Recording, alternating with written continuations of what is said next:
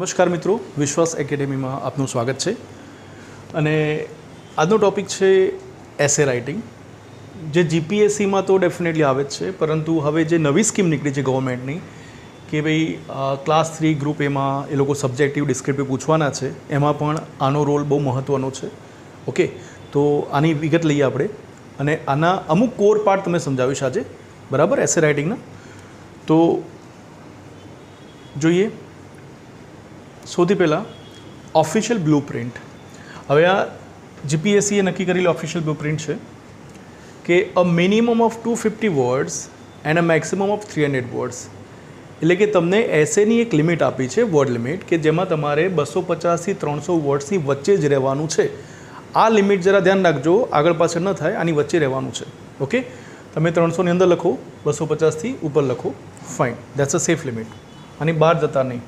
Okay, અને એ સાથે શું લખીએ છીએ આગળ, choose any one topic from list of 5. એટલે અહીંયા તમને ઓપ્શન આપશે પાછા, એટલે કે તમને 5 અલગ અલગ ટોપિક આપ્યા હશે, જેમાંથી તમારે એક સિલેક્ટ કરવાનો જે તમને બેસ્ટ, અમને લાગે છે કે કોન્ટેન્ટ વાઇઝ મને ઘણું બધું આવડશે, આમાં લખી શકીશ, તમને કોન્ફિડન્સ હોય, એ ટોપિક પિક કરો.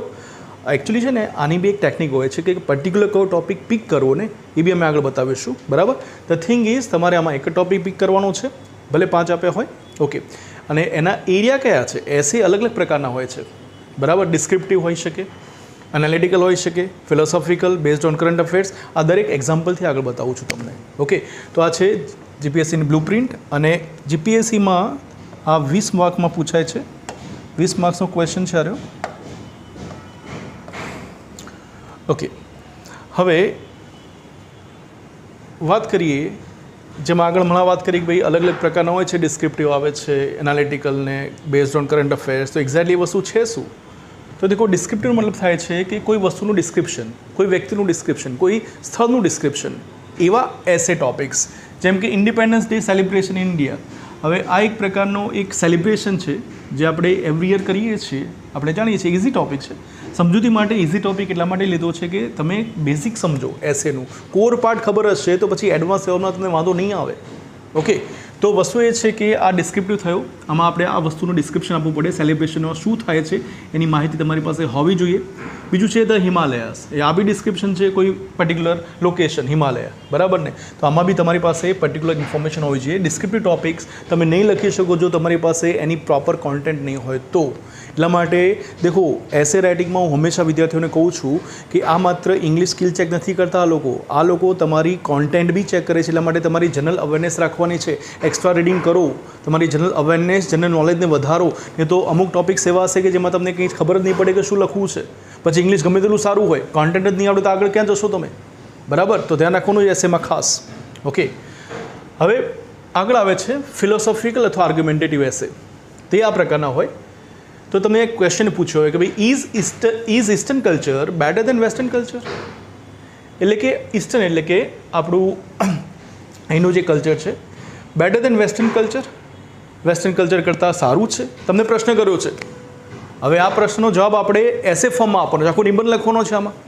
એ તમને એ પ્રશ્ન થાય કે સાહેબ આનો જવાબ હામાં આપો કે નામાં આપો, કારણ કે eastern culture better than western culture છે એવું કન્ફર્મ કરી જ દેવું કે કન્ફર્મ ના જ પાડી દેવી, અથવા તો બેલેન્સ વ્યૂ લેવું. ફોર એક્ઝામ્પલ, છે બી ખરું અમુક એંગલથી નથી પણ ખરું, કારણ કે દરેકના પ્રોઝ એન્ડ કોન્સ હોય છે, બરાબર ને. તો એ વસ્તુ અહીંયા તમે વિચારી શકો છો કોઈ પણ એંગલથી, પરંતુ તમે જે પણ એંગલ લો, ચાહે 100% એક તરફ લો અથવા તો 50-50 લો, પરંતુ એમાં તમારા આર્ગ્યુમેન્ટ તમારે સ્ટ્રોંગલી પ્રેઝન્ટ કરવાના છે, જે પણ આપણે આગળ ડિસ્કસ કરીશું, બરાબર ને. હવે આવે છે બીજો topic, is online teaching more effective. હવે અહીંયા પૂછ્યું છે ઓનલાઈન ટીચિંગ વધારે ઇફેક્ટિવ છે, તો એનું કમ્પેરિઝન થઈ ગયું ઓલરેડી શેની સાથે, ઓફલાઈન ટીચિંગ સાથે. ઓફલાઈન ટીચિંગ વર્ડ નથી આપ્યો, પણ આપણે સમજી લેવાનું કે ઓનલાઈન અને ઓફલાઈનનું કમ્પેરિઝન આપ્યું છે, અને તમને પ્રશ્ન કર્યો છે તો તમારે કેટલા % એગ્રીમેન્ટ કરવું, 100% કે 50-50, it is up to you. એનાથી માર્ક્સમાં ફરક નથી પડતો. દેખો મિત્રો, ધ્યાન રાખો, તમે 100% એક તરફ અગ્રી થાઓ છો અથવા તો 50-50% એગ્રીમેન્ટમાં રહો છો, પરંતુ તમે તમારી આર્ગ્યુમેન્ટ કેવી રીતે પ્રેઝન્ટ કરી છે એને પ્રૂવ કરવા માટે, તમારા સ્ટેન્ડને પરફેક્ટલી જસ્ટિફાય કરવા માટે એના ઉપરથી તમારો સ્કોર બને છે. ઓકે, અને પછી છે is coming generation going to benefit from the use of mobile and internet. હવે આમાં યસ બી કહી શકો, નો બી કહી શકો કે આવનારી જનરેશનને મોબાઈલ ઇન્ટરનેટથી ફાયદો થશે. તો એના ગેરફાયદા બી છે ડેફિનેટલી, આપણે સમજીએ છીએ. એટલે રેકમેન્ડેડ એવું છે કે એકચ્યુઅલી તમે 50-50 લો તો એક બીજો એંગલ બી સારો છે એનો કે તમને કોન્ટેન્ટ લખવા માટે વધારે મળશે. વન સાઇડેડ અપ્રોચમાં ક્યારેક કોન્ટેન્ટ ખૂટતી હોય છે અને 250 થી 300 વર્ડ લખવા એટલી ચેલેન્જ હોય છે જીપીએસસીમાં અને ત્યાં ટાઈમનું બી બહુ પ્રેશર હોય છે. એટલા માટે એવી રીતે તમે ટોપિકને ચૂઝ કરો અને એનો એવો એંગલ પકડો કે જેથી તમારે જલ્દીથી લખી શકો અને કોન્ટેન્ટ તમને મળી જાય. વસ્તુ એ છે. ઓકે, હવે જોઈએ છે બેઝડ ઓન કરંટ અફેર્સ. તો દેખો આમાં એક વસ્તુ નોટિસ થઈ છે કે ભાઈ impact of central governments policy, એટલે કે સેન્ટ્રલ ગવર્મેન્ટ જે પોલિસી પ્રેક્ટિકલી જે બનાવતી હોય છે and programs is seen on GPSC exams, એની અસર જીપીએસસી એક્ઝામ પર થતી હોય છે. એટલે થોડા અપડેટ રહેજો. મેં તમને પહેલાં બી કીધું કે જનરલ નોલેજ રાખવું પડશે એસે માટે. Remain updated with the current policy and programmes by the central government. આ વસ્તુ ખાસ ધ્યાન રાખજો. ઓકે, એટલે ન્યૂઝપેપર વાંચતા રહો મહેરબાની કરીને, બરાબર. એની ઇમ્પેક્ટ ડેફિનેટલી એસમાં આવવાની છે. એસમાં તમને કંઈક સારી કોન્ટેન્ટ લખવા માટેના પોઈન્ટ જરૂરથી મળશે. હેબિટ પાડો ન્યૂઝપેપર વાંચવાની. ઓકે, હવે દાખલા તરીકે એક્ઝામ્પલ આપ્યું છે કે ભાઈ બેંક અકાઉન્ટ ઓપનિંગ વિશે કોઈ પોલિસી કોઈ આવી હોય અથવા કોઈ રૂલ્સ બનાવ્યા હોય એના વિશે પૂછી શકે તમને એસે. આધાર કાર્ડ લિંકિંગ વિશે પૂછી શકે, સ્વચ્છ ભારત અભિયાન વિશે પૂછી શકે, ચેન્જ ઇન ફોરેન પોલિસી વિશે પૂછી શકે. ઓકે, સો આ વસ્તુ છે કરંટ અફેર્સના રિલેટેડ. ઓબ્વિયસલી જનરલ નોલેજ નહીં હોય આમાં તો પછી તમારી પેન આગળ નહીં ચાલે અને માત્ર ઇંગ્લિશથી આમાં કશું જ નહીં ચાલે, સમજી લેજો, બરાબર ને. બેલેન્સ છે, બ્લેન્ડ છે બંને વસ્તુનો, કોન્ટેન્ટ પ્લસ ઇંગ્લિશ. ઓકે, અને આ બી ટ્રેન્ડિંગ છે થોડું આજકાલ. એન્વાયરમેન્ટ અને ઇકોસિસ્ટમના ટોપિકનું પૂછાય છે, એટલે કે બેન ઓન પ્લાસ્ટિકનો યુઝ હવે બંધ કરવું એના ઉપર પૂછી શકે. ડિઝાસ્ટર મેનેજમેન્ટ ઓફ ઇન્ડિયા અને સાયન્સના ટોપિક્સ પણ આવી શકે છે. તો ધ્યાન રાખજો. આટલું ટોટલ આ પ્રમાણે વિચારવું છે. અને આ બધામાં સૌથી ઇઝી હું તમને હિન્ટ આપી દઉં અત્યારે કે સૌથી ઇઝી લખવામાં હોય તો ફિલોસોફિકલ અથવા આર્ગ્યુમેન્ટેટિવ એસે હોય છે કે જેમાં તમારે જનરલ નોલેજ મતલબ કે દુનિયાની જે મતલબ જે તમારી આજુબાજુ ચાલી રહ્યું છે કરંટ અફેર્સની સેન્સમાં હું વાત કરું છું, તો એની બહુ ઓછી સેન્સ બી તમારી પાસે હશે તો બી વાંધો નહીં આવે. કારણ કે દેખો આ વસ્તુ લખવા માટે આ ટોપિક દેખો, આ ટોપિક હમણાં જ આપણે ડિસ્કસ કર્યા છે, એમાં તમે બે તરફ આરામથી લખી શકો છો. એટલા બધા વધારે જનરલ અવેરનેસની જરૂર નહીં પડે. તમારે ખાલી આર્ગ્યુમેન્ટ પ્રેઝન્ટ કરવાના છે. લખવા માટે ઇઝી ટોપિક્સ આ હોય છે, બરાબર. હા, પણ એવું બી ના માનતા કે લખવા માટે ઇઝી ટોપિક આ છે એટલે જીપીએસસી માર્ક્સ ઓછા આપશે, એવું નથી હોતું. તમારી ક્વોલિટી ઉપર મેટર કરે છે. આ ટોપિક તમે સુપર રીતે લખો, ઇંગ્લિશ સારું હોય તમારું, એક ફ્લોમાં તમે કોહેઝિવ રીતે લખ્યું હોય, ગ્રામેટિકલ એરર ન હોય, વોકેબરી સારી વાપરી હોય તો આનો સ્કોર પહેલાં જેટલો જ મળે છે. એવું કોઈ પાર્શિયાલિટી હોતી નથી કે ભાઈ આ ટોપિક ઇઝી છે એટલે ઓછા માર્ક્સ આપે, એવું કંઈ હોતું નથી. એટલે એવી કોઈ ગેરમાન્યતા કોઈ રાખતા નહીં, બરાબર ને. એટલે તમારા ટોપિકનું સિલેક્શન સૌથી પહેલી બાબત આવે છે એસેમાં તમારે, કારણ કે 5 ટોપિક્સ આપે છે એમાંથી તમારે પર્ટિક્યુલર ટોપિક એક ચૂઝ કરવાનો હોય છે. તો ચાલો આપણે આમાં એક પ્રેક્ટિસ કરીએ એની. ઓકે, એક્ઝામમાં આવી રીતે ઇન્સ્ટ્રક્શન આપે તમને એસેની. રાઇટ એન એસે, આ એકચ્યુઅલી એક્ઝામમાંથી લેવામાં આવ્યું છે. Write an essay on any one of the following in minimum 250 words to maximum 300 words. It must, હવે દેખો આ વસ્તુ તો આપણે એમાં જોઈ જ.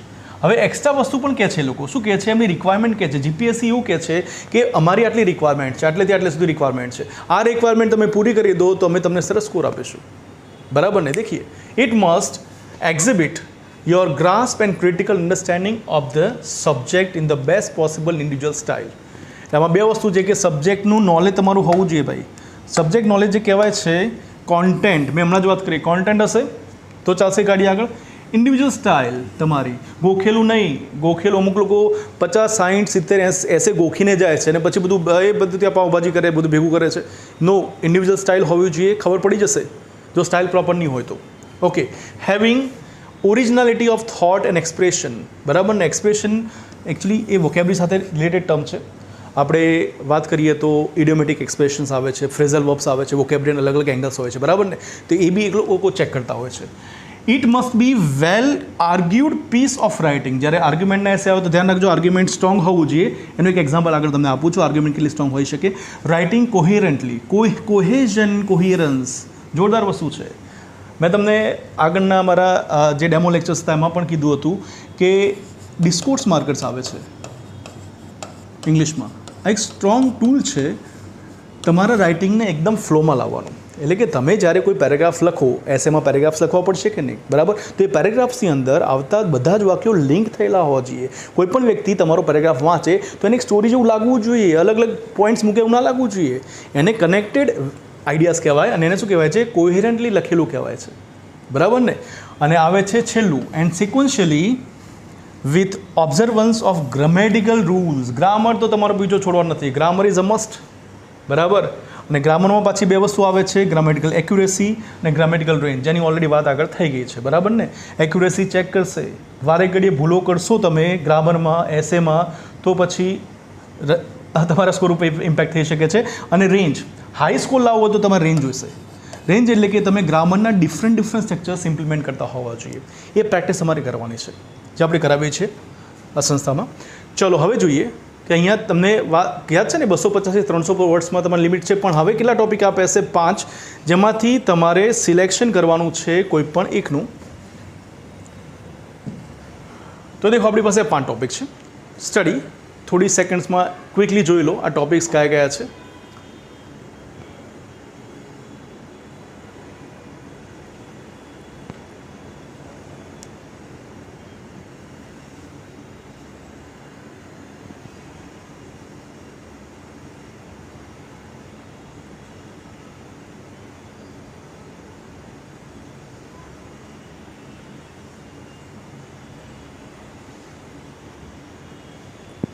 તો દેખો પેલો ટોપિક છે life better for us than it was for our forefathers. ક્વેશ્ચનમાં કર્યો છે, યાદ આવે છે ને પેલો ટોપિક? તમારે સામે 2 પોઈન્ટ લઈ શકાય છે.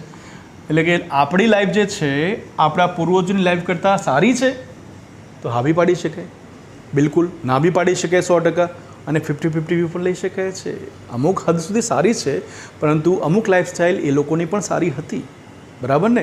તો આ રીતે આ ટોપિક તમને ઇઝી પડે છે. આમાં કોઈ વધારે જનરલ અવેરનેસની એટલી બધી ડિટેલમાં જરૂર નહીં પડે તમારે, બરાબર. તમે આર્ગ્યુમેન્ટ સારી રીતે પ્રેઝન્ટ કરી શકો છો, પરંતુ બાકીના ટોપિક્સ દેખો, આમાં તમારે જનરલ અવેરનેસ હોવી જોઈએ. તમે ન્યૂઝપેપર રેગ્યુલર વાંચતા હશો તો થશે. Major challenges face by India, એટલે કે ઇન્ડિયાની જે મેજર ચેલેન્જીસ છે શેના માટે? In its path to prosperity. Prosperity શું છે? તો પ્રોસ્પેરિટીને સક્સેસ કહેવાય છે, તો વેલ્થ કહેવાય છે. એટલે કે દેશ પ્રગતિ કરે, સમૃદ્ધ થાય, એને શું કહેવાય છે? પ્રોસ્પેરિટી કહેવાય છે. તો ઇન્ડિયાની પ્રોસ્પેરિટી માટે ચેલેન્જીસ કઈ છે, બરાબર ને. તો આ વસ્તુ જરા તમારા નોલેજમાં હોવી જોઈએ. એ વસ્તુ, એ પોઈન્ટ તમારા પાસે હશે તો તમારો એસએના માટે પેન આગળ ચાલશે, otherwise it is not possible. હું આગળ બતાવું છું કે એકવાર તમારી પાસે કોન્ટેન્ટ તૈયાર થઈ જાય પછી પેરેગ્રાફિંગ તે કરવાનું છે. કોન્ટેન્ટ વગર પેરેગ્રાફિંગ પોસિબલ જ નથી. ચલો ઇન્ટ્રોડક્શન તો કંઈ ગમે તેમ લખી નાખશો, પણ બોડી પેરેગ્રાફમાં શું લખશો? ઓર્ગેનાઇઝેશનમાં આગળ આવે છે વસ્તુ, બરાબર. કોન્ટેન્ટ હોવી જોઈએ. સસ્ટેનેબલ ડેવલપમેન્ટ, હવે આ શબ્દ જ ખબર નથી તો શું કરશો પહેલાં? And environmental conservation. કન્ઝર્વેશન એટલે સાચવણી, બરાબર, જતન કરવું, એન્વાયરમેન્ટનું જતન કરવું. સસ્ટેનેબલ ડેવલપમેન્ટ એટલે કે આપણે અત્યારે હાલ જે ડેવલપમેન્ટ કરી રહ્યા છીએ, એટલે કે આપણે અત્યારે હાલ ઇન્ફ્રાસ્ટ્રક્ચર દેખો વધી રહ્યું છે, બરાબર ને. પણ આપણું જે ડેવલપમેન્ટ છે એ should not be at the cost of natural damage. કોઈ નેચરને ડેમેજ થાય એવી રીતે આપણું સસ્ટેનેબલ ડેવલપમેન્ટ ના થાય. આપણે એવી રીતે ડેવલપમેન્ટ કરો કે જેથી નેચરને બી સાથે લઈને ચાલીએ, નેચર ડેમેજ ન થાય. એને શું કહેવાય છે? સસ્ટેનેબલ ડેવલપમેન્ટ કહેવાય છે, બરાબર ને. તો આ વસ્તુ ઓબ્વિયસલી થોડો થોટ માગી લેવું છે. પોઈન્ટ્સ નહીં મળે તમને વધારે લખવા માટે, થોડું વિચારવું પડશે. અને એક્ઝામમાં વધારે ટાઈમ હોતો નથી. તમને જે પણ ટોપિક જોઈને પહેલાં કમ્ફર્ટેબલ લાગે કે આ ટોપિક ઉપર થોડું લખી શકું છું, મારે આના કમ્પેરેટિવલી વધારે પોઈન્ટ્સ મને મળે છે, એ ટોપિક ચૂઝ કરી લેજો.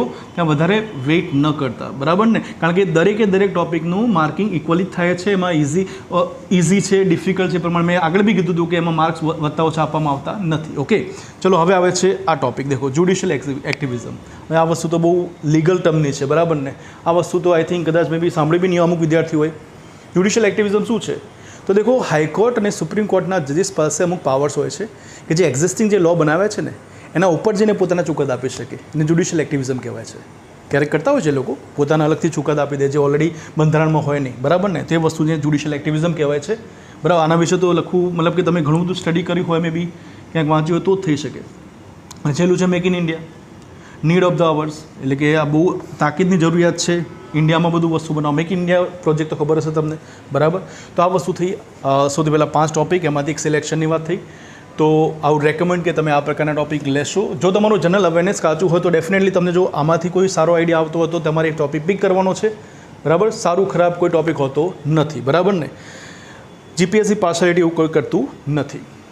હવે દેખો, તમે જે એસે ટોપિક સિલેક્ટ કર્યો, બરાબર, તો એ એસે ટોપિક પહેલાં સિલેક્શન કરો. ટોપિક સિલેક્શન પછી તમારે એને ફ્લો આપવાનો છે, એટલે કે માઇન્ડ મેપિંગ કરવાનું છે. પહેલાં ઇન્ટ્રોડક્શન આવશે, જે ઓલરેડી લખ્યું છે, ઇન્ટ્રોડક્શન, બોડી અને કન્ક્લુઝન, બરાબર. ઇન્ટ્રોડક્શન લખવાની એક મેથડ હોય છે, જે આજે હું ડિસ્કસ નહીં કરું. ઇન્ટ્રોડક્શન લખવાની દરેકમાં મેથડ આવે છે, બરાબર. આજે વાત કરીશું બોડી પેરેગ્રાફની, કારણ કે આ સ્કિલ મોટાભાગના વિદ્યાર્થીઓ ક્યાંક ના ક્યાંક ગડબડ કરતા હોય છે, બરાબર. પેરેગ્રાફિંગ સ્કિલ અહીંયા આવે છે, બોડી પેરેગ્રાફ, અને છેલ્લો પેરેગ્રાફ કન્ક્લુઝન આવે. હવે તમને અહીંયા 3 પેરેગ્રાફ દેખાય છે, ઇન્ટ્રોડક્શન, બોડી અને કન્ક્લુઝન. તો એકચ્યુઅલમાં આ બોડી પેરેગ્રાફ બી ફર્ધર ડિવિઝન થઈ શકે ડિપેન્ડિંગ ઓન ધ કોન્ટેન્ટ. એટલે કે તમારા એસેમાં હવે ઓવરઓલ ફાઇનલ વાત કરું તો તમારે કેટલા પેરેગ્રાફ બનાવવાના છે. તો દેખો, ઇન્ટ્રોડક્શનનો એક પેરેગ્રાફ તો કન્ફર્મ હોય જ, કારણ કે ઇન્ટ્રોડક્શન વગર એસે શરૂ જ ના થાય. એનો એક પેરેગ્રાફ કમ્પલસરી મૂકવાનો છે, અને કન્ક્લુઝન એક પેરેગ્રાફ કમ્પલસરી હોય. કન્ક્લુઝન જો નહીં મૂકો, ઉતાવળમાં જો કન્ક્લુઝન થઈ ગયું ને તો મોટી પેનલ્ટી આપશે જીપીએસસી. એટલે બહુ થોડી ઇનકેસ તમારી પાસે ઓછો ટાઈમ છે અથવા તમે ધીમેથી લખો છો, એસે છેલ્લા માટે છોડો છો તમે પછી લખવા માટે, તો કન્ક્લુઝન ફટાફટ પૂરું કરી લેજો. કન્ક્લુઝન વગર પેનલ્ટી લાગે છે વધારે. ઓકે, આ બંને પેરેગ્રાફ મસ્ત છે, લખવા જ પડે. તો વચ્ચે કેટલા પેરેગ્રાફ લખવા એ ડિપેન્ડ્સ કે તમારો ટોપિક કયો સિલેક્ટ કર્યો છે. હવે આપણે વિચારીએ કે પેલા ફોરફાધરવાળો ટોપિક છે, આગળનો ટોપિક, બરાબર. દેખો, આ ટોપિક છે for example, life better for us than it was for our forefathers. તો આપણે માટે 2 જ પેરેગ્રાફની જરૂર છે. એક આપણે વિશે વાત કરીશું, એક આપણા ફોરફાધર વિશે વાત કરીશું. 2 પેરેગ્રાફમાં બોડી પેરેગ્રાફ પતી ગયા. એટલે આપણા ટોટલ પેરેગ્રાફ કેટલા થતો પછી એ સિચ્યુએશનમાં આપણા ટોટલ પેરેગ્રાફ થાય છે, દેખો, 2. કારણ કે અહીંયા આપણને એક પેરેગ્રાફ અને એક પેરેગ્રાફ, એક આપણા માટે, એક ફોરફાધર માટે, ટોટલ 4 પેરેગ્રાફ થયા. પરંતુ હંમેશા એવું નથી. દાખલા તરીકે બીજા ટોપિકની વાત કરીએ, make in India, need of the અવર. તો આમાં કેટલા પેરેગ્રાફની તમારે બોડી પેરેગ્રાફમાં જરૂર પડે. તેના માટે ડિપેન્ડ્સ કે તમારા પાસે આઈડિયા કેટલા છે, બરાબર ને. તો ચાલો હવે આને એક્ઝામ્પલથી સમજાવું, બરાબર ને. પેરેગ્રાફિંગ કેતે થાય છે, એક એક્ઝામ્પલ લઉં છું એસેનું, અને એમાં તમને સમજાવું છું કે આ વસ્તુ કેતે કામ કરે છે.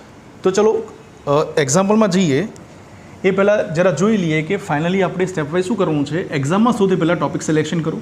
ટોપિક સિલેક્શન પછી તમે તમારી કોન્ટેન્ટને પહેલાં બોડીમાં ઓર્ગેનાઇઝ કરી નાખો કે તમારે શું લખવાનું છે, એના પેરેગ્રાફિંગ વિચાર લેવાના છે, બરાબર. ઇન્ટ્રોડક્શન લખતા પછી શીખીશું. આજે બોડી પેરેગ્રાફમાં ફોકસ છે આપણું. કન્ક્લુઝન લખતા બી પછી શીખવાડીશું. એટલે ઓવરઓલ તમારા પેરેગ્રાફ, દેખો, બીજી વસ્તુ ધ્યાન રાખજો કે વધારે ન કરતા 7-8 પેરેગ્રાફ ન બનાવતા ભાઈ. હા, ધ્યાન રાખજો, આ વસ્તુ એકદમ સિરિયસ વસ્તુ છે. 7-8 પેરેગ્રાફ ન બની શકે, કારણ કે આપણી પાસે વર્ડની લિમિટ છે 250 થી 300ની. એ બી કહી દઉં, કારણ કે એક પેરેગ્રાફ તમે જ્યારે બનાવો છો તેની અંદર થોડી કોન્ટેન્ટ તો ઉમેરવી પડશે કે નહીં, બરાબર. અને આપણી વર્ડ લિમિટ છે 300ની ઉપર બી જવાનું નથી આપણે. એટલે આપણે વધુમાં વધુ પેરેગ્રાફ બનાવો તો 5થી ઉપર હું રેકમેન્ડ કરું છું કે 5થી ઉપર પેરેગ્રાફમાં ન જતા, બરાબર. એટલે એની સ્કિલ દેખવાની છે કે તમે 5 પેરેગ્રાફની અંદર પહેલો બીજો તો આ તો નીકળી ગયા, વચ્ચે ટોટલ મેક્સિમમ કેટલા બની શકે 3, અને કદાચ મેક્સિમમ 4, એનાથી ઉપર ના જવાય. બસ રિસ્કી છે, કારણ કે બહુ નાના પેરેગ્રાફમાં તમે તમારા પોઈન્ટને જસ્ટિફાય જ નહીં કરી શકો, અને ખાલી 2-2 પોઈન્ટ મૂકવાથી એ લોકો સ્કોર નથી આપતા. થોડું વધારે લખવું પડશે, પેરેગ્રાફને થોડા ઇલોબરેટ કરવા પડશે, એક્ઝામ્પલ્સથી સપોર્ટ કરવા પડશે, બરાબર ને. એટલા માટે થઈને આ બી જરા જાણી લેજો. 7 થી 8 પેરેગ્રાફ ન બનાવતા એસેમાં વર્ડ લિમિટ ટાઈટ છે એટલા માટે. ઓકે, ચલો હવે એક એક્ઝામ્પલ લઈએ આપણે. પ્રેક્ટિકલ એક ટોપિક લઈએ છીએ, એક અલગ ટોપિક છે. ટોપિક છે ટાઈમ મેનેજમેન્ટ. ટોપિક દેખાય છે સહેલો. આ એનું ઇન્ટ્રોડક્શન છે. શાંતિથી વાંચો. ઇન્ટ્રોડક્શનમાં હું સમજાવતો નથી ત્યારે ખાસ કરશું, કારણ કે મારે આના બોડીમાં ફોકસ રાખવું છે, તમને બોડી બનાવતા જરા શીખવાડવું છે. તો અમુક સેકન્ડ્સમાં વાંચી લો, પછી આપણે આગળ જઈએ બોડીમાં.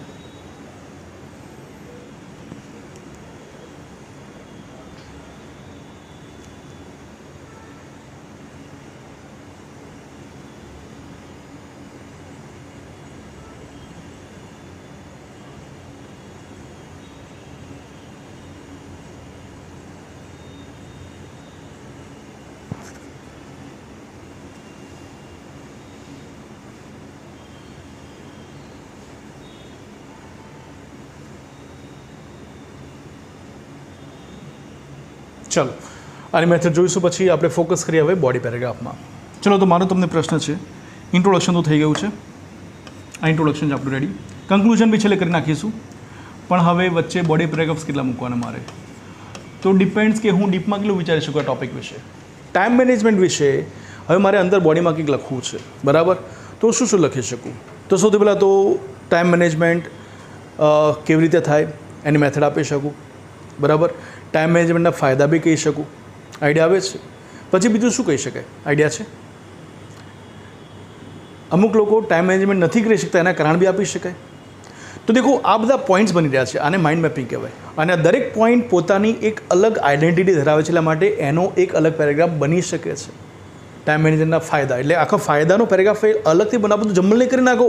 અમુક લોકો એક પેરેગ્રાફમાં બધું ભરી દે છે, ફાયદા બી ભરી દે અને એના ડ્રોબેક્સ બી ભરી દે. અમુક લોકો નથી, બધું mix, everything is jumbled and you lose marks. બરાબર ને? તો તમારે માઇન્ડ મેપિંગ કરવું પડે કે ટાઈમ મેનેજમેન્ટમાં અલગ અલગ પોઈન્ટ્સ કઈ શકે. તો સૌથી પહેલાં તો કેવી રીતે time management, how to do time management, તેને એક પેરેગ્રાફ બનાવો.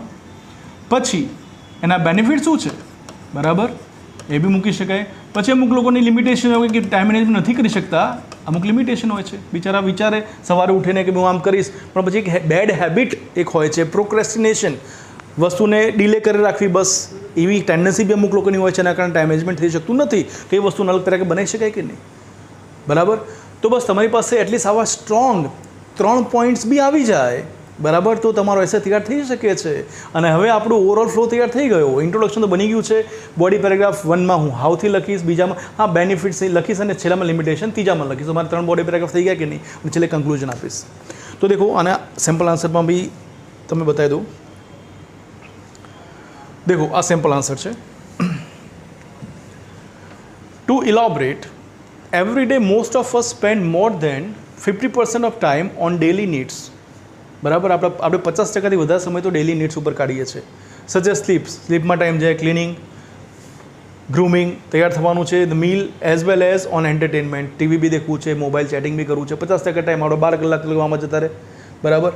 This leaves us with about 10 hours for task related to study. એટલે મેઇન જે આપણા કરિયરના ટાસ્ક કયા કહેવાય, સ્ટડી કરવાની છે, આપણે કરિયર બનાવવું છું, રાઈટ, બરાબર છે. વર્ક છે, સોશિયલ ઓબ્લિગેશન્સ આપણા હોય, ક્યારેક સામાજિક પ્રસંગમાં હાજરી આપવી હોય, એના માટે આપણા બહુ ઓછા કલાકો રહેતા હોય છે, right. Effective time division helps in dividing these hours among such task for best productivity. Sorry, the thing is, બોલો, આના ઉપરથી ખબર પડે છે કે આ પેરેગ્રાફ શેના માટે છે, બેનિફિટ્સ. ટાઈમ મેનેજમેન્ટ શું બેનિફિટ થાય છે, કારણ કે ટાઈમ કન્સ્ટન્ટ છે આપણી પાસે, ઇન્ટ્રોડક્શન આપે, ખબર પડે છે. એના કારણે જો ટાઈમ મેનેજમેન્ટ કરી શકતા હોય તો ફાયદો શું થાય કે તમે એ બધું બેલેન્સ કરી શકો છો, અને દરેક ટાસ્કને તમે એક ન્યાય આપી શકો, જસ્ટિસ મળે, બરાબર. ઓકે, હવે દેખો, બીજા પેરેગ્રાફનો પર્પઝ શું છે. આ પેરેગ્રાફનો પર્પઝ આ હતો. દરેકનો પર્પઝ હોય, બધું જંબલ નહીં કરો યાર. ઓકે, ચલો બીજા પેરેગ્રાફમાં જઈશું. આના પછીનો આ બોડી પેરેગ્રાફ 1 છે, એના પછી આવે છે બોડી પેરેગ્રાફ 2. ચલો દેખો, but how to manage time. હવે દેખો, ક્યારેક શરૂઆતમાં હવે અમુક પ્રશ્નો મૂકી શકો છો. આ જે પ્રશ્ન છે ને, એને રેટરિક ક્વેશ્ચન્સ બોલાય છે, પરંતુ વધારે નહીં. હા, આખા એસેમાં 2 કે 3 તો મેક્સિમમ આવા ક્વેશ્ચન, આની ઇફેક્ટ સારી આવે છે, બરાબર ને. હવે આ પ્રશ્નનો પર્પઝ કે જવાબ મેળવવાનો નથી, પણ આ એક ઇફેક્ટ માટે મૂકવામાં આવે છે, બરાબર. But how to manage time, transition બતાવે છે. તો બોલો, હાઉ થઈ ગયું, તમને ખબર પડી ગઈ આખો પેરેગ્રાફ શેના માટે હશે, હાઉ માટે હશે. ઓર્ગેનાઇઝ કરો, એને જોઈને ખબર પડી જોઈએ કે આ પેરેગ્રાફનો પર્પઝ આ છે, અને એક ફ્લોમાં જાય. તો આખી સ્ટોરી બને છે, ચેક કરો. The most popular way is to write our task in a schedule. એટલે કે એક સ્કેડ્યુલ બનાવવાનું, લખવાનું કે 1 વાગે આ કરીશ, 2 વાગે આ કરીશ, 3 વાગે આ કરીશ, ઓન ધ પ્રીવિયસ નાઇટ. અને બી ક્યારે આગળની રાતે કરવાનું, પાછું સવારે ઉઠીને નહીં કરવાનું, પાછું એ દિવસનો સમય તો જાય ને પાછો.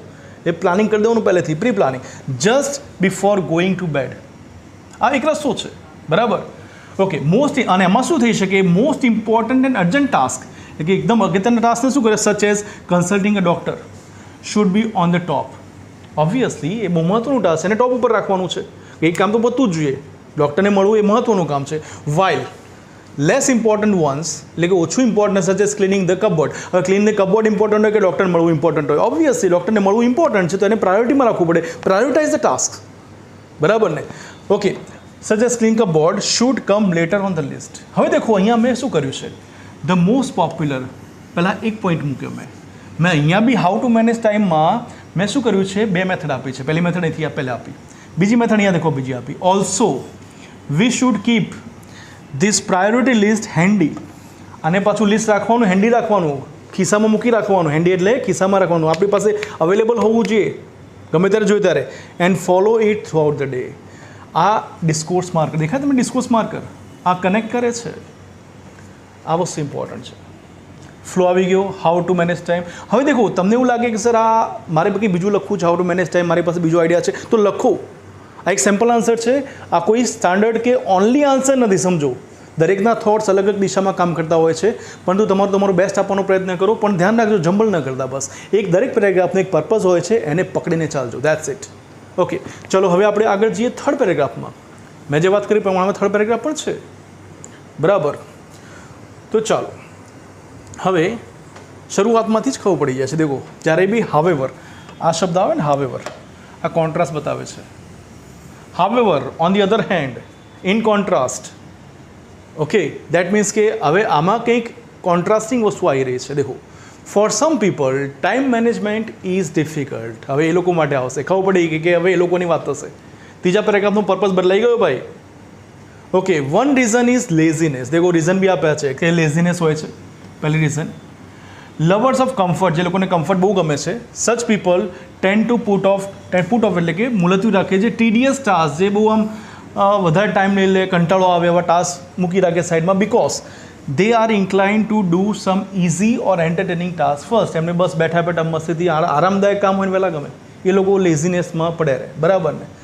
ચલો ફોર એક્ઝામ્પલ બી તમારે આપવાના ક્યાંક એકાદ બે એક્ઝામ્પલ્સ મૂકવા ઇફેક્ટિવલી તમારા પોઈન્ટને સપોર્ટ કરવા માટે. એ પણ એક રસ્તો છે જીપીએસસીમાં હાઈ સ્કોર લાવવાનો. અને ફોર એક્ઝામ્પલ શું છે? Discourse markers. દેખો ડિસ્કોર્સ માર્કર આવ્યું, બરાબર. They may watch TV instead of helping a family member in household chores. એટલે કે બેઠા બેઠા ટીવી દેખે, પણ એમ ના થાય કે મમ્મીને જરા અંદરથી થોડી મદદ કરો, બિચારા મમ્મી સવારથી સાંજ સુધી મહેનત કરે છે રસોડામાં, તમારે હેલ્પ કરવી જોઈએ. આ લેઝીનેસ છે એમની, બરાબર. અનધર રીઝન, દેખો બીજું રીઝન આપ્યું, અનધરથી મેં કનેક્ટ કર્યું છે આ આઈડિયા આગળ.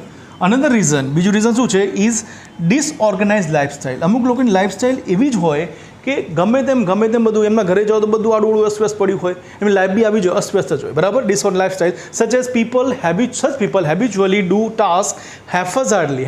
એટલે કે રેન્ડમલી મગજમાં આવ્યું તો એ બાર ચા પીવા નીકળી જાય, પછી મગજમાં આવ્યું તો પાછા પેલા ભાઈબંધને ફોન કરી કે આવજે તું મારા ઘરે વાંચવા, પછી થોડા વાર મગજમાં આવે તો ધાબા પર જતા રહે, whatever. The thing is they do everything okay whimsically.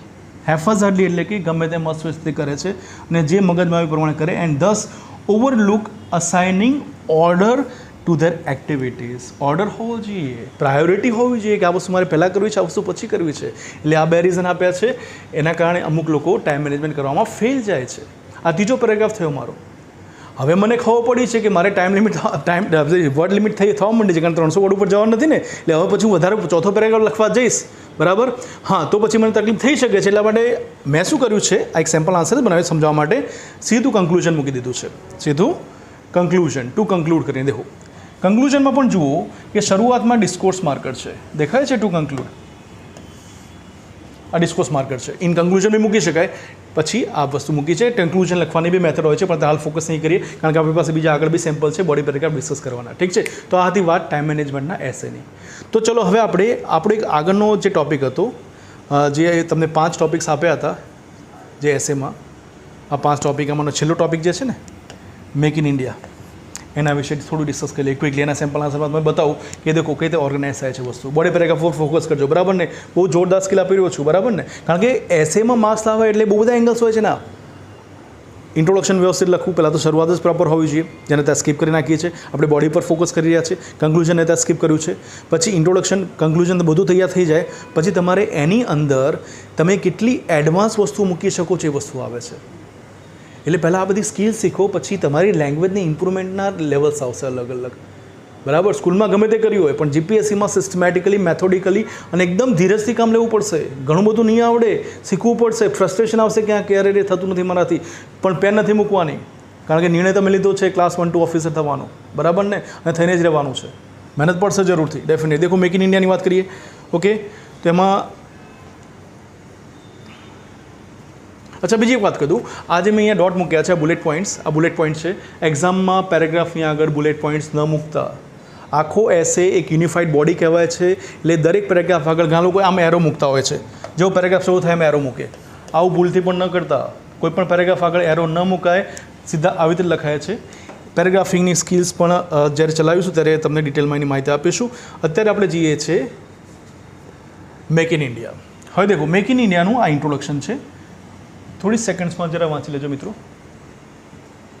આની લેંગ્વેજ થોડી અઘરી પડશે કારણ કે ઓબ્વિયસલી ટોપિક પણ એક પ્રકારનો છે ને, એટલા માટે.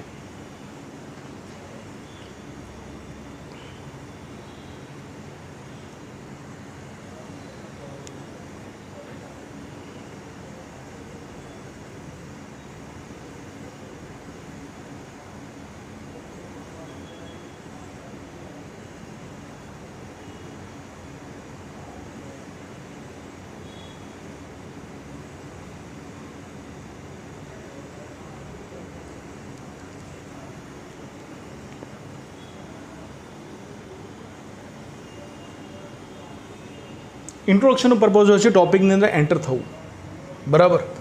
અને અહીંયા આપણે લોન્ચ થયું વાત કરીએ છીએ, કેમ્પેન વોઝ લોન્ચ્ડ, આપણે ટોપિકની એન્ટર થઈ ગયા છીએ અને બીજી 2-3 સેકન્ડરી ઇન્ફોર્મેશન આપીને આપણે બોડી પેરેગ્રાફમાં એન્ટર થઈએ છીએ.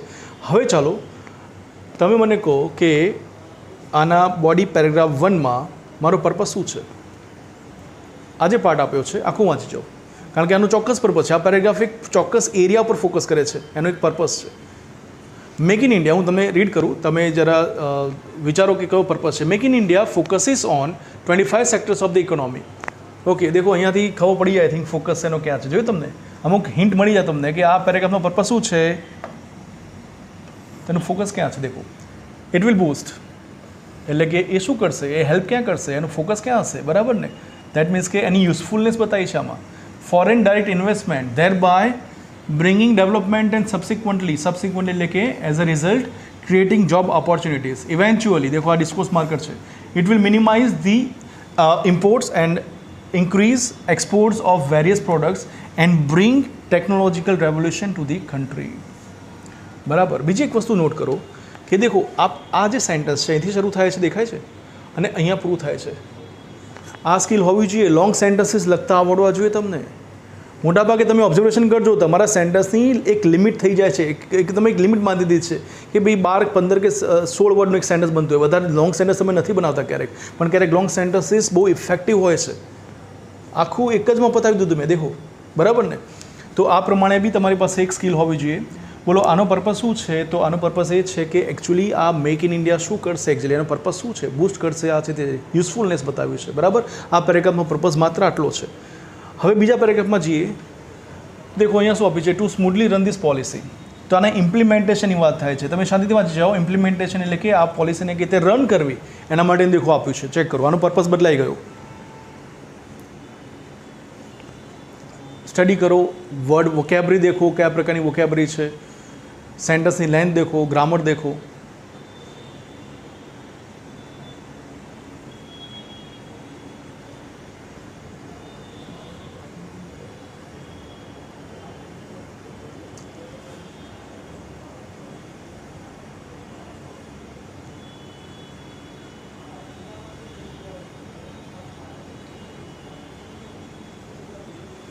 Two smoothly run this policy, આ પોલિસીને સ્મૂથલી રન કરવા માટે an investor facilitation cell has been created to guide the first time investors. બરાબર ને. એટલે કે આને પોલિસીને રન તો કરવી પડશે ને, એના માટે શું શું કર્યું છે ગવર્મેન્ટે. Implementation of GST and ease of doing business rules have provided impact એટલે કે force to this initiative. So far શું શું થયું છે, અત્યાર સુધીમાં શું શું થયું છે. India has witness many positive outcomes of this initiative. India has become a leading manufacturing hub in electronic items and attracted a huge response from various countries. બરાબર ને. તો આનો એક પર્પઝ આ છે કે એની ઇમ્પેક્ટ શું થઈ છે, બરાબર. અને હવે આવે છે દેખો આ ત્રીજો પેરેગ્રાફ છે. હાવેવરથી કોન્ટ્રાસ્ટ આપી દેખાય તમને, હાવેવર. હવે અહીંયા આ પેરેગ્રાફમાં મેં હર્ડલ્સ બતાવી. દેખો, કારણ કે દરેક વસ્તુમાં અંતરાયો આવે યાર. કોઈ સારું કામ કરવા જાય ને વિઘ્નો આવે, બરાબર. તો આ પોલિસીમાં હર્ડલ્સ કેટલા છે. This noble initiative also faces some hurdles, એની વાત કરી છે. પહેલાં વાક્યને વાંચી જ ખબર પડી જાય. અને ટોપિક સેન્ટેન્સ એકચ્યુઅલી બોલાય છે. હું હવે તમને કહું છું, અત્યાર સુધી ડિક્લેર નથી કર્યું. નોર્મલી આપણે શરૂઆતમાં પેરેગ્રાફના જે પહેલા સેન્ટેન્સમાં જ આપણે ડિક્લેર કરી દેતા હોય છે કે આ પેરેગ્રાફનો પર્પઝ શું હોય છે. ક્યારેક છેલ્લે પણ મૂકી શકાય, એનું કોઈ ફિક્સ રૂલ હોતો નથી, પરંતુ જો પહેલાં મૂક્યું હોય તો રીડરને ખબર પડી જાય કે આ પેરેગ્રાફનો પર્પઝ શું છે. અહીંયા પર્પઝ છે હર્ડલ્સ બતાવવાનો. હર્ડલ્સ એટલે શું છે, અંતરાયો, વિઘ્નો કયા કયા આવી શકે, બરાબર ને. Like red tapism. Red tapism શું છે, હવે આ પાછો એક ટેકનિકલ ટર્મ, આવા વર્ડ્સ ઉમેરવા પડશે, બરાબર. એટલા માટે ન્યૂઝપેપર વાંચો, બધું આવતું હોય છે ન્યૂઝપેપરમાં. એટલે કે એક લાંબી પ્રોસેસ. તમે ગવર્મેન્ટમાં જાઓ ને ખાતામાં, એટલે ફાઇલિંગ એ લોકો પેલા કાગળિયા બનાવે તમારા, પછી એક ડિપાર્ટમેન્ટ બીજા ડિપાર્ટમેન્ટમાં જાય વસ્તુ, એક લાંબો સમય લે છે આખી પ્રોસેસ. આખી પ્રોસેસ જ્યારે લાંબો સમય લે છે એને શું કહેવાય છે, રેડ ટેપિઝમ બોલ. બહુ ટાઈમ લાગે. Providing environmental clearances and getting land for big projects. Moreover, rising competition from China, the US and Japan is another challenge. એટલે આ બીજી ચેલેન્જ પાછી આ છે. દેખો, moreover ડિસ્કોર્સ માર્કર મૂક્યું છે. ડિસ્કોર્સ માર્કર તો હોય જ. આખા એસેમાં તમારે 4 થી 5 મિનિમમ ડિસ્કોર્સ માર્કર્સ મૂકવાના જ છે. ઇફેક્ટિવલી તમને આગળ લઈ જશે. કોહેશન યાદ છે ને, કોહેઝિવ ડિવાઇસીસ આગળ લખ્યું હતું. કોહેરન્ટલી તમારે હોવું જોઈએ લખેલું. The US and Japan is another challenge. Also દેખો એડ કર્યું છે ફરીથી. ધ ઇન્વેસ્ટર્સ આર વેરી એટલે કે કોશિયસ, સાવધાન છે, of prevalent existing labour laws and bureaucratic hassles in India. Hassles એટલે કે બધું આ બધી પ્રોબ્લેમ ઊભા થાય ને, એક પ્રોસેસમાં તમને હર્ડલ્સ આવે, શું કે હેસલ્સ બોલે છે, બહુ એક્ટિવ થઈ જાય તમારા માટે કામકાજ. આ ત્રીજો પેરેગ્રાફ છે. તમને એવું લાગે તો તમે ચોથો પેરેગ્રાફ ઉમેરી શકો છો, પરંતુ મેં કીધું એ પ્રમાણે તમારી વર્ડ લિમિટને કોમ્પ્રોમાઇઝ કરતા નહીં. અને ટુ કન્ક્લુઝન સાથે મેં ક્લોઝ કરી નાખ્યું છે. તમે કન્ક્લુઝન નાનું કરી શકો છો, જરૂર નથી કન્ક્લુઝન એટલું મોટું હોવું જોઈએ. ક્યારેક કન્ક્લુઝન મોટું બને તો ઇટ્સ ઓકે. મારી વર્ડ લિમિટ મેં ધ્યાનમાં રાખી છે. મારી વર્ડ લિમિટ ટોટલ થાય છે 279 વર્ડ્સ આખા એસેની, બરાબર. હા, એટલે હજુ બી એવું લાગી શકે તો તમે ચોથો પેરેગ્રાફ બી તમારી પાસે આઈડિયા હોય તો બનાવી શકો છો, બોડી પેરેગ્રાફ, અને કન્ક્લુઝન થોડું નાનું કરી નાખો. વર્ડ લિમિટમાં કોમ્પ્રોમાઇઝ ન કરતા, 300 પર ન જતા, 310 ન થવું જોઈએ. Please make sure. Okay, fine. હવે દેખો, આર્ગ્યુમેન્ટ એસે. આર્ગ્યુમેન્ટ એસે અલગ પ્રકારના હોય છે. સિમ્પલ આપ્યું છે. Some people believe that fast food, એક વર્ડ ટાઈપ કરવાનો રહી ગયો છે, fast food. Fast food is a better choice than traditional homemade food. અમુક લોકો એવું માને છે કે ફાસ્ટ ફૂડ એક સારી ચોઇસ છે. આપણે ટ્રેડિશનલ હોમમેડ ફૂડ એટલે કે રોટલી, શાક, દાળ ભાત, ખીચડી, આ બધી વાત કરીએ છીએ, બરાબર ને, જે ટ્રેડિશનલી ઘરમાં બનાવતો આવ્યું છે વર્ષોથી. તો તમને પૂછીએ, to what extent do you agree or disagree? આ પેલા અગ્રીમેન્ટ યાદ છે ને, 50-50 કે 100 કે 0 લેવું, એના ઉપર આધારિત છે, બરાબર. પણ આમાં બી ધ્યાન રાખજો કે જ્યારે તમે પેરેગ્રાફિંગ કરો ત્યારે તમારા આર્ગ્યુમેન્ટ સ્ટ્રોંગ હોવા જોઈએ. હવે એક સિમ્પલ એક્ઝામ્પલથી બતાવું. દાખલા તરીકે તમે અહીંયા શું કરશો, તો સૌથી પહેલાં ઇન્ટ્રોડક્શન બનાવશો ડેફિનેટલી. પછી બોડીમાં તમને હવે થોડી આઈડિયા આવી ગયો છે કે આમાં બે બોડી બને, કારણ કે એક તરફ આપણે ફાસ્ટ ફૂડ લખીએ, બીજી તરફ હોમમેડ ફૂડ લખી નાખ્યું, અને છેલ્લે આપણે કન્ક્લુઝન લખીશું. પરંતુ હવે પ્રશ્ન આવે છે કે બોડી પેરેગ્રાફ જે 1 છે અને બોડી પેરેગ્રાફ જે 2 છે, માની લો કે પહેલામાં ફાસ્ટ ફૂડ વિશે લખવું છે, બીજામાં હોમમેડ ફૂડ વિશે લખવું છે, તો આની અંદર હું કયા પોઈન્ટ્સ બનાવીશ? આની અંદર મારો આર્ગ્યુમેન્ટ શું હશે? અહીંયા તમને અગ્રી ડિસઅગ્રી પૂછ્યું છે, તો તમારા આર્ગ્યુમેન્ટ પ્રેઝન્ટ કરવાના છે. It's a kind of debate. આ આર્ગ્યુમેન્ટ એસે ડિબેટ જેવો હોય છે, જેમાં સ્ટ્રોંગ આર્ગ્યુમેન્ટ નહીં હોય અને તમે ક્યાંય બી વીક પડ્યા અને ક્યાંય બી તમે તમારી આર્ગ્યુમેન્ટને કાઉન્ટર કરી નાખ્યું, તો જીપીએસસી સ્કોર કાપી નાખશે. હવે ફોર એક્ઝામ્પલ કે આપણે માનીએ કે હું તમને એક એક્ઝામ્પલ આપીને બતાવું. તમે એમ કહો કે ફાસ્ટ ફૂડ જે છે એ ટેસ્ટી હોય છે. For example, fast food tasty હોય છે, પેલેટેબલ હોય છે. તો કે મસ્ત આપણે વઘારેલી ખીચડી બનાવી હોય બધું નાખીને, તો એ ટેસ્ટી ના હોય? પોઈન્ટ ટુ બી નોટેડ. સામે આ પણ ટેસ્ટી છે, તમારો આર્ગ્યુમેન્ટ ફેલ જાય, કારણ કે માત્ર ફાસ્ટ ફૂડ ટેસ્ટી નથી, આ પણ ટેસ્ટી છે. તમારે એવો સ્ટ્રોંગ પોઈન્ટ પ્રૂવ કરવો જોઈએ અહીંયા કે જે તમારા આર્ગ્યુમેન્ટને અહીંયા સપોર્ટ કરે, બરાબર. એટલા માટે તમારે અહીંયા પ્રોપર માઇન્ડ મેપિંગ કરવું પડશે. અમુકમાં પેરેગ્રાફિંગ સ્કિલ, દાખલા તરીકે આગળના ટોપિક એવા હતા કે ડિસ્ક્રિપ્શનવાળા હતા, કે ભાઈ મેક ઇન ઇન્ડિયા, પછી છે ટાઈમ મેનેજમેન્ટ, એ જનરલ ટોપિક્સ હતા જેમાં તમે લખી શકો. આર્ગ્યુમેન્ટ એસેમાં સૌથી પહેલાં તમારે માઇન્ડ મેપિંગ કરીને આવા મિનિમમ બે આર્ગ્યુમેન્ટના પોઈન્ટ ઉઠાવવા પડતા હોય છે, માઇન્ડ મેપિંગ કરીને, બંને સાઈડના, ફાસ્ટ ફૂડના અને હોમમેડ ફૂડના. અને પછી તમે લખવાની શરૂઆત કરી શકો છો. એટલે હવે બીજી એક વાત કરવી છે મારે તમને, કે તમારે એક્ઝામમાં માત્ર એસે આવે એટલે માત્ર લખવાનું કામ નથી હોતું. પહેલાં તો 5 મિનિટ જેટલું તો સૌથી પહેલાં તમારે એક્ઝામમાં સિલેક્શન, પહેલાં તો ટોપિક સિલેક્શન કરવું પડશે, અને ત્યારબાદ તમારે એનું માઇન્ડ મેપિંગ કરીને તમારા બધા જ આઈડિયા તૈયાર રાખવા પડશે. પછી તમારે 5 મિનિટ, આ શું કહેવાય છે, માઇન્ડ મેપિંગ. પછી તમારે લખવાનું છે, રાઇટિંગ કરો, અને છેલ્લે પછી આવે છે પ્રૂફ રીડિંગ. લાસ્ટ 3 થી 4 મિનિટમાં તમે પ્રૂફ રીડિંગ કરો. અમુક લોકો લખીને તરત જ બસ આગળ નીકળી જાય છે. This is wrong. એકચ્યુઅલી તમે જે લખ્યું છે એને પ્રૂફ રીડિંગ કરવું પણ જરૂરી છે, કારણ કે ઉતાવળમાં ભૂલો થાય દરેકથી.